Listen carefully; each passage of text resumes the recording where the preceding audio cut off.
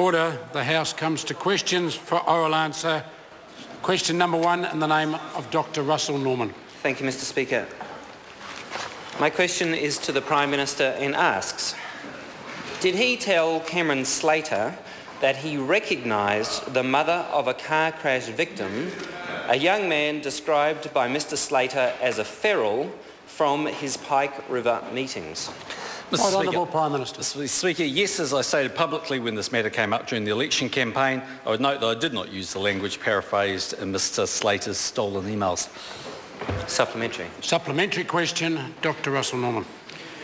Was Cameron Slater correct to tell TVNZ that the Prime Minister texted Mr. Slater to say that the Prime Minister recognised the mother of the dead car crash victim Judd Hall as being the same person he'd encountered at Pike River meetings?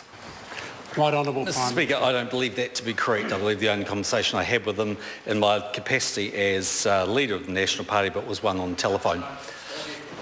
Supplementary. Supplementary question, Dr. Russell Norman.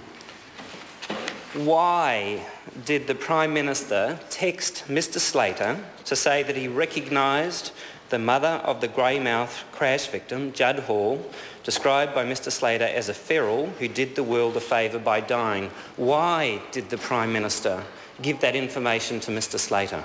Right Honourable Prime Minister. Mr. Speaker, I don't believe I did. As I said, I had a phone conversation in my capacity as leader of the National Party, and as part of that phone conversation, the particular woman in question was raised, and from memory I said to him I recognised her from Pike River. That was the extent of why I recall it. I don't have a copy of my text messages. Supplementary. Supplementary question, Dr. Russell Norman. Thank you, Mr. Speaker. Is this the correct sequence of events? He was notified that Whale Oil had posted an answer phone recording of Mrs. Hall on Slater's blog.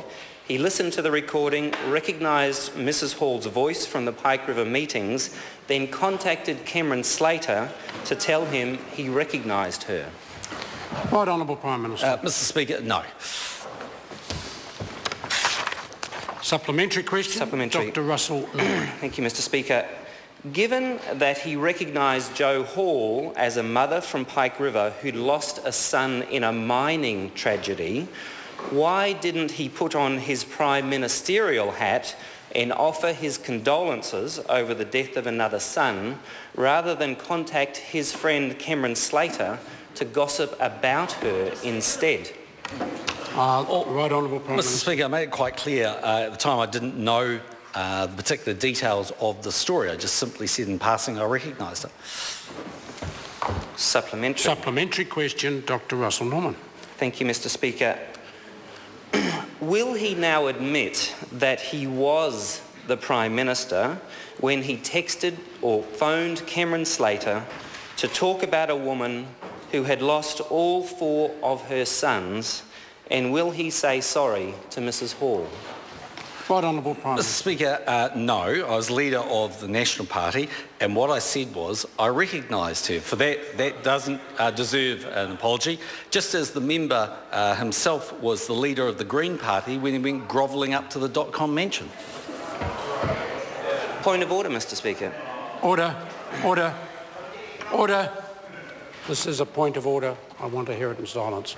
Mr. Speaker, Standing Order 386 is very clear about the content of replies. It must not include statements of facts unless they're strictly necessary and so forth. The Prime Minister has chosen to introduce things into the reply which are completely unnecessary to the reply. Order. I ask the member to equally look at Standing Order 380 with regard to supplementary questions. Our questions must be concise and not contain statements of facts, names of persons, unless they are strictly necessary to render the question intelligible and can be authenticated. Arguments, inferences, imputations, epithets, ironical expressions, or expressions of opinion. When I consider the content of the question, I don't consider the content of the answer to be out of order. Further supplementary? Supplementary. Supplementary question, Dr. Russell Norman.